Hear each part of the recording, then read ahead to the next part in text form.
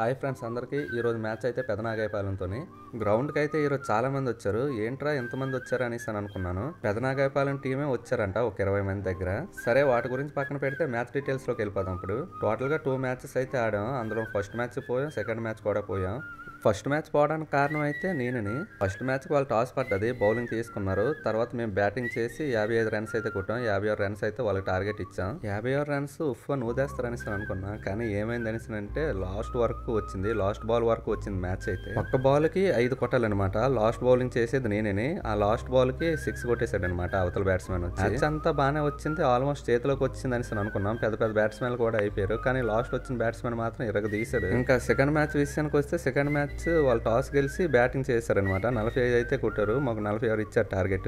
46 పెద్ద స్కోర్ ఏం కాదు, డైలీగా ఆడిన గ్రౌండే కదా, ఈజీగా కొట్టేస్తాం అనేసి అనుకున్నాం. కానీ 46 రన్స్ కూడా చేయలేకపోయాం. సో ఈ రోజు అయితే ఇలా అయిపోయింది ఫ్రెండ్స్. వీడియో లాస్ట్ దాకా చూసినందుకు థ్యాంక్ యూ.